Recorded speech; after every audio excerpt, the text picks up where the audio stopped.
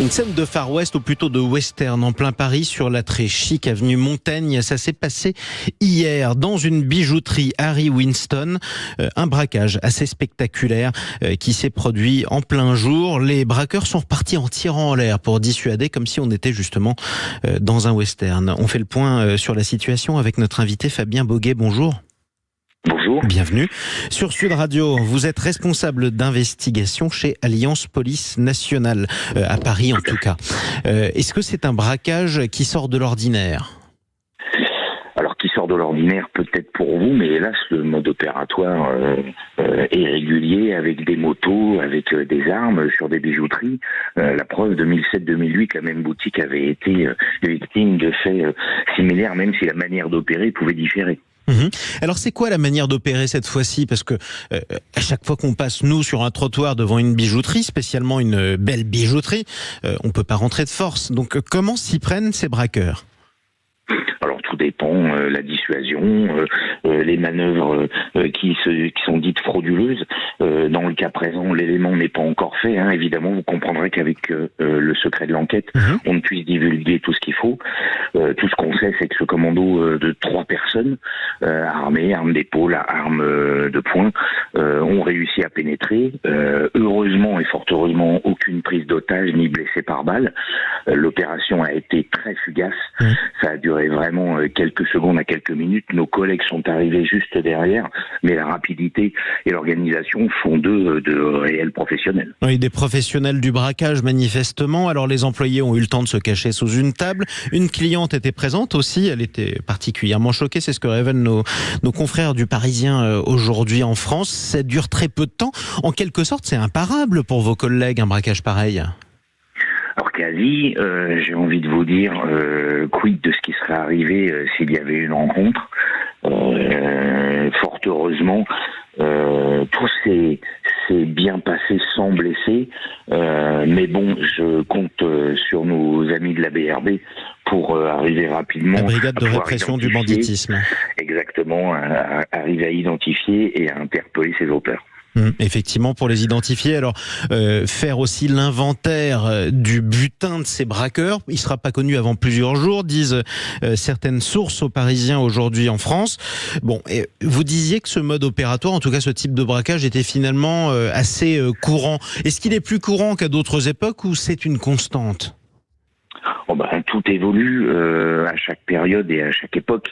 Maintenant, le fait d'utiliser des armes et de partir sur des véhicules 2 roues, surtout à l'intérieur de Paris, c'est quand même répétitif. Alors parlez-moi d'investigation maintenant. Vous êtes responsable d'investigation à Alliance Police Nationale, un syndicat de policiers. Comment vont s'y prendre vos collègues pour essayer de retrouver leurs traces ? Alors on va d'abord travailler bien évidemment sur les constatations qui sont d'une importance énorme sur les lieux du braquage, avec les constatations scientifiques bien évidemment, les relevés de témoignages et puis toute l'armada technique à la disposition de la police pour pouvoir avoir une identification rapidement et surtout pouvoir loger les auteurs. Donc on cherche quoi ? On cherche tout simplement de l'ADN ou alors des objets qui auraient été oubliés par les auteurs, ou on regarde les images ? Eh bien tout ce que vous venez de dire en fait, et puis encore d'autres choses avec la téléphonie, et puis évidemment le recueil de témoignages qui sera somme toute important. Et le recueil de témoignages, même si les gens ont été particulièrement choqués, c'est quoi la probabilité de retrouver des braqueurs après ce type de larcin ? Eh bien, contrairement à ce qu'on pourrait penser, sur ce genre de méfait, elle est énorme. Ce sont des gros coups qui ne se font quand même s'ils sont répétitifs, ne sont pas habituels. Et évidemment, la population capable de pouvoir monter des coups comme ça avec une telle méthode, forcément, ça réduit. Les clients potentiels sont pas si nombreux que ça, donc vous saurez assez rapidement qui a pu commettre le coup. Quelle est la possibilité pour ces braqueurs d'écouler ces bijoux ? Parce que ils étaient dans une boutique, une bijouterie de luxe, ils étaient donc inventoriés, on sait donc précisément quel bijou a été volé. C'est difficile de les vendre, de les refourguer, si je le dis dans le jargon. Alors tout à fait, le fait de pouvoir les receller comme bon leur semble, ça c'est quasi impossible. Plusieurs choses entrent en jeu, les bijoux en eux-mêmes, Oui. S'ils sont atypiques, en fonction de leur qualité, en fonction du prix, parce que plus ils sont élevés, plus cela veut dire qu'ils ont une composition spécifique. Et dans ces cas-là, ce sont des objets uniques. Oui. Et forcément, si vous, j'exagère, je grossis le trait, mais si vous le mettez sur le bon coin, vous allez vite être repéré, ne serait-ce que par l'objet. Donc ils vont être obligés de passer par des canaux spécifiques et professionnels, Oui. quitte à aller même à l'étranger. Exactement, des canaux très particuliers. Parlons maintenant de la violence. J'ai parlé d'une scène de Far West, c'est-à-dire que vous avez des braqueurs qui rentrent, ça dure quelques secondes, ils partent avec les bijoux et ils tirent en l'air en plein Paris. Pourquoi ils tirent en l'air? Pour célébrer leur butin ou tout simplement pour dissuader qui que ce soit de s'approcher d'eux? C'est ça, pour pouvoir faciliter leur fuite, ils font une prévention en ayant des tirs en l'air, ce qui permet plus par réflexe aux gens de soit baisser la tête, soit de s'écarter tout bêtement. Oui, tout simplement par effet de sidération aussi. Ça fait une deuxième scène ultra violente, même s'il n'y a pas de blessés, heureusement, en quelques jours. En tout cas, on a vu les images dramatiques il y a quelques jours de l'attaque de ce fourgon pénitentiaire par des hommes extrêmement lourdement armés qui ont abattu plusieurs fonctionnaires de la pénitentiaire pour libérer l'un de leurs camarades.